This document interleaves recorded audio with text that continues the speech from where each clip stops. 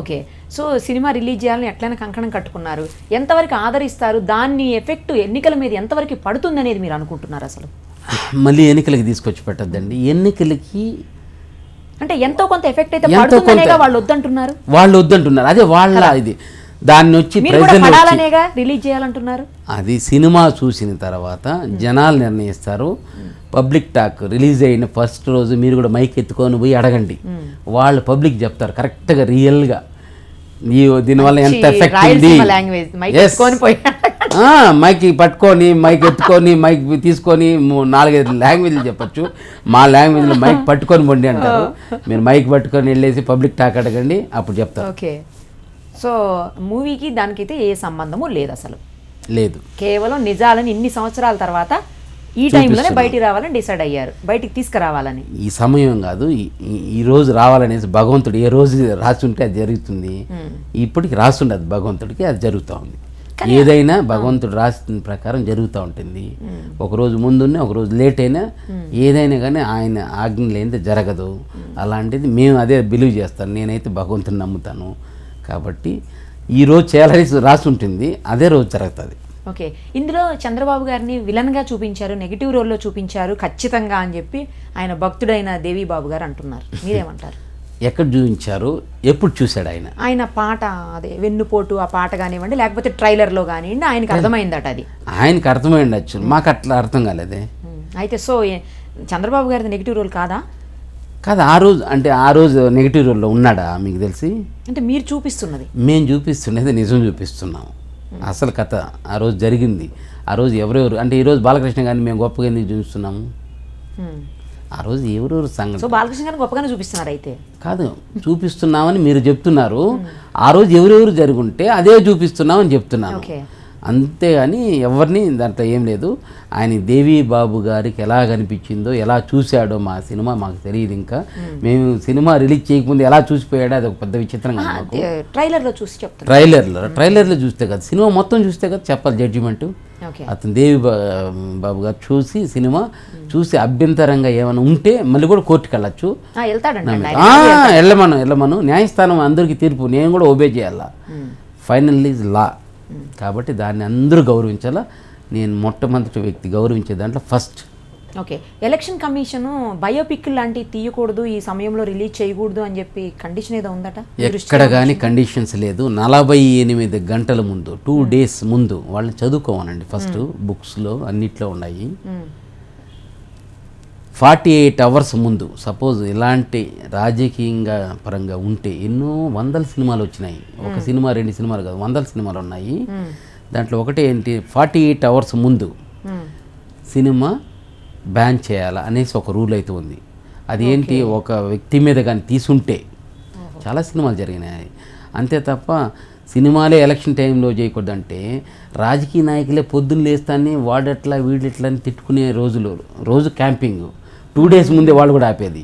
దానికి మించి ఈ సినిమా ఏమి ఉండదు నాకు తెలిసి. అయినా ఇది పూర్తి స్థాయిలో బయోపిక్ అనకూడదేమోలేండి, ఎందుకంటే ఒక పార్ట్ని తీసుకొని చేస్తున్నారు కదా. అవునవును. సో పూర్తి స్థాయి బయోపిక్ కాదు. బయోపిక్ అంటే బిగినింగ్ నుంచి ఎండింగ్ వరకు మేము ఎక్కడ బయోపిక్ అని చెప్పడం లక్ష్మీస్ ఎన్టీఆర్ అసలు కథ అని మేము చేస్తున్నాం. అంతేగాని మేము ఎన్టీఆర్ గారు బయోపిక్ అనేసి ఎక్కడ చూపించలేదు. ఓకే. ఇంకో కామెంట్ కూడా ఉందండి వర్మ గారి మీద. వర్మ గారు ఎప్పుడు కూడా అన్నది అన్నట్టు చూపించరు, అన్నది అన్న పని చెయ్యరు. ట్రైలర్లో చూపించినట్టు నిజంగా అంత ఘాటుగా వేడిగా ఏమి ఉండదు. మనం చూసాం ఆల్రెడీ బెజవాడ, లేకపోతే వంగవీటి, ఇలాంటి మూవీస్ అన్నీ కూడా ట్రైలర్ వేరుగా ఉంది, చప్పగా ఉంది. సినిమా చూసిన తర్వాత రేపు ట్రైలర్లో చూపించినట్లుగా కాకుండా మూవీలో చంద్రబాబు గారిని అంత నెగిటివ్గా చూపించకపోవచ్చు అనే కామెంట్స్ కూడా ఉన్నాయి. Very good. మంచి క్వశ్చన్ ఆన్సర్ మొత్తం మీరే చెప్పారు. ఇప్పుడు అలా ఉంది.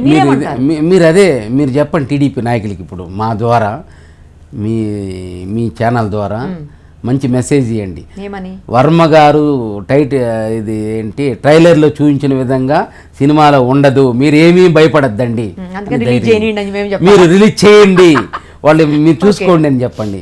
అద్భుతంగా. అంటే ఇంతకుముందు వంగవీటి తర్వాత బెజవాడ సినిమాలు అలాగే జరిగింది అని కామెంట్స్. అవి కథలు, ఇది అసలు కథ. వంగవీటి కూడా బయోపిక్ కానీ బెజవాడ కూడా రియల్ స్టోరీ. దాని కింద క్యాప్షన్స్ కొన్ని పెట్టారు, మీరు చదవండి. కానీ దీంట్లో వచ్చి మనం ఒక బుక్ ఆధారంగా యథార్థంగా జరిగిన ఆ రోజు సంఘటనల్ని మనం తీస్తున్నాము. ఓకే. కాబట్టి వాళ్ళకి భయపడుతున్నారు. అంతేగాని ఇప్పుడు తీయకపోతే సంతోషపడాల్సింది టీడీపీ నాయకులే కదా, ఎందుకు హ్యాపీగా ఉండొచ్చు కదా వాళ్ళు. కాబట్టి వాళ్ళని కూడా అడగండి ఆ క్వశ్చన్ మీరు. ఓకే. ఈ మూవీలో మోహన్ బాబు గారి రోల్ ఏంటండి? మోహన్ బాబు గారు అప్పుడు మంచి, అతనికి ఒక సన్నిహితుడు, ఒక శిష్యుడు, ఒక మంచి ఇది ఆ టైంలో మంచి ఇదిగా ఉన్నారు. అతను మంచి పెద్ద సినిమా అప్పుడు అన్నగారితో మేజర్ చంద్రకాంత్ అని సూపర్ డూపర్ హిట్ చేశారు. ఆయన లాస్ట్ ఎండింగ్ స్టేజ్లో కూడా అలాంటి సన్నివేశాలన్నీ కూడా దీంట్లో ఉంటాయి. ఓకే. మోహన్ బాబు గారు ఆ రోజు ఎలా పాత్ర ఉన్నదో దీంట్లో ఉన్నది. ఓకే. ఈ సినిమాని ఆల్రెడీ డిజిటల్ శాటిలైట్ రైట్స్ ద్వారా మీకు ఇప్పటికే మీకు రావాల్సినటువంటి మొత్తం ఇన్కమ్ అంతా, అంటే పెట్టుబడి మొత్తం తిరిగి వచ్చేసింది అని అంటున్నారు, నిజమేనండి? చెప్పిన వాళ్ళు చెప్పినంత, మాకైతే ఏం తెలియదు, ఎవరు తీసుకున్నారో తెలియదు నాకు శాటిలైట్ రైట్స్. మేము లేదు, మేము ఇంకా సెన్సార్ అయిన తర్వాత అన్నీ అయిన తర్వాత మేము లీగల్గా అఫిషియల్గా మేము ఇస్తాం తప్ప ఇదివరకు అయితే ఇంకా ఎవరికి మేము అమ్మలేదు. రైట్స్ అన్నీ మా దగ్గర పెట్టుకున్నాం. ఇప్పుడు అసలు లోకల్ డిస్ట్రిబ్యూటర్స్ కూడా నైజాం, సీడెడ్, ఆంధ్ర ఎవరికి ఇవ్వలేదా? అందరితో అప్రోచ్ చేసాము, అందరూ అప్రోచ్ చేస్తున్నారు. మంచి మంచి డిస్ట్రిబ్యూటర్స్ అందరూ మేము సెలెక్ట్ చేసి పెట్టాము. రిలీజ్ 4-5 డేస్ ముందు మేము అనౌన్స్ చేస్తాం. డిస్ట్రిబ్యూటర్స్ ఆల్రెడీ డిసైడ్ అయినాం. ఓకే. మొత్తం కంప్లీట్ ఓవర్సీస్ కానీ అన్నీ డిసైడ్ అయినాము. ఓకే. అన్నీ మా ప్లానింగ్ క్లీన్గా ఉంది. ఇవ్వలేదు ఎవరికి. అవును. ఓకే. ఈ మూవీకి 2 డైరెక్టర్ల పేర్లు వినిపిస్తున్నాయి. ఒకరు మనకు తెలిసిన వర్మ గారు అయితే, ఇంకొకరు అగస్త్య మంజు గారు. అగస్త్య మంజు గారే పూర్తి స్థాయిలో డైరెక్ట్ చేస్తున్నారా ఏంటి దీనికి? కాదండి, అతను ఈ సినిమా కోసం చాలా కష్టపడి చేశారు. ఆర్జీవి గారే చెప్పి అతను చాలా ఈ సినిమాకి చాలా శ్రమపడి అతను కూడా చాలా హార్డ్ వర్క్ చేశారు. అందుకోసం అతను కూడా మంజుని కూడా దీంట్లో చూపించాలా, అతను కూడా మంచి, ఎందుకంటే ఇది ఇలాంటి సినిమాలు మళ్ళీ రాదు. నా కోసం చాలా సినిమాలు చేశారంట, అతని దగ్గర వర్క్ చేస్తున్నారంట. నాకు మంజు గారు ఇప్పుడు ఈ ఒక మూవీతో పరిచయం, కానీ ఎన్నో సంవత్సరాల నుంచి వాళ్ళ జర్నీ ఉంది. అందుకని వర్మ గారే చెప్పి అతని పేరు కూడా యాడ్ చేసి ఇచ్చేశారు. అతని అది హ్యాట్స్ ఆఫ్. వర్మ గారు అంత మంచిగా ఒక సెషన్ని అలా తీసుకొచ్చి తెరపైకి తేవడం అనేది చాలా సంతోషం. అగస్త్య మంజు గారు ఏం డైరెక్ట్ చేయట్లేదా? వీళ్ళకి అసిస్టెంట్ డైరెక్టర్ చేస్తున్నారు. వీళ్ళ చాలా సినిమాలు చేశారంట. దీంట్లో కూడా మన వరం గారి దగ్గరనే మొత్తం చేస్తున్నాడు. అలా కాదు, డైరెక్ట్గా 2 డైరెక్టర్ల పేర్లు వినిపిస్తున్నాయి. అగస్త్య మంజు గారు కూడా ఈక్వల్గా వినపడుతుంది ఈయనతో పాటు. అదే ఇతనితో పాటు ఈక్వల్గా వర్క్ చేశారు దీంట్లో. చేశారు కాబట్టి అతన్ని జనరల్గా అయితే వేరే డైరెక్టర్స్ అలా తీసుకొని రాడు స్క్రీన్ మీదకి. ఇతను గొప్పతనం, అందుకోసమే వరం గారి గురించి చెప్తున్నాను నేను. అతను ఈక్వల్గా పెట్టి పక్కన పెట్టాడంటే, ఒక శిష్యునికి అంత ప్రయారిటీ ఇచ్చాడంటే ఎంత గొప్ప మనసు అతనిది. అంటే అలా కాదు, మొత్తం వర్మ గారు అంతా గోస్ట్ రైటర్గా వ్యవహరిస్తున్నారు, మొత్తం వర్క్ అంతా కూడా అగస్త్య మంజు గారే చేస్తున్నారని. లేదండి, తప్పు, అది శుద్ధాపదం. సెట్స్లో మొత్తం మేము చాలాసార్లు మొత్తం వర్మ గారి దగ్గరుండి మొత్తం చేస్తారు. అదే పుకార్లు, అదే చెప్తున్నాను కదా, ఒక మంచి పని చేసేటప్పుడు 100 మంది 100 రకాలు చెప్తుంటారు. అదంతా అబద్ధం అండి. ఈ మూవీ తర్వాత మీరు చేయబోయే నెక్స్ట్ ప్రాజెక్ట్స్ ఏంటి? తొందరలో చెప్తాం, ఎలక్షన్స్ తర్వాత. డిసైడ్ అవ్వలేదా? డిసైడ్ అంటే కథ ఒక 2 వింటున్నాము, కానీ ఏదైనా డిసైడ్ చేసి నెక్స్ట్ ఎలక్షన్స్ తర్వాత ఈ సినిమా ఉంటాయి కదా. మేబీ ప్రతి సంవత్సరం ఒక సినిమా ఉంటుంది. అంటే ఆల్రెడీ ఒకటి వచ్చేసింది కదా, అందుకని అట్లనే ఈ సంవత్సరం ఉంటుంది, మళ్ళీ ఒక సినిమా ఉంటుంది. అదే మరి, అంటే 2 అన్నట్టు ఈ సంవత్సరం. ఓకే. అంటే ఇది 18 కింద తీసుకుందాం, 19 రిలీజ్ అవుతుంది, 19 ఇంకొక మూవీ ఉంటుంది. సో ఎన్టీఆర్ గారి ఫ్యామిలీ మెంబర్స్ నుంచి ఎవరి నుంచి కూడా మీకు ఫోన్స్ రాలేదన్న, కనీసం వాళ్ళ మనవాళ్ళ నుంచి ఎవరి నుంచి అన్న ఫోన్స్ వచ్చినాయి? లేదండి, ఎవరు అలా ఏమి మమ్మల్ని చేయడం కానీ లేదు, మాకు థ్రెటన్ కాల్స్ లేవు, మేము చెప్పిన అబద్ధం అవుతుంది ఏం లేదు.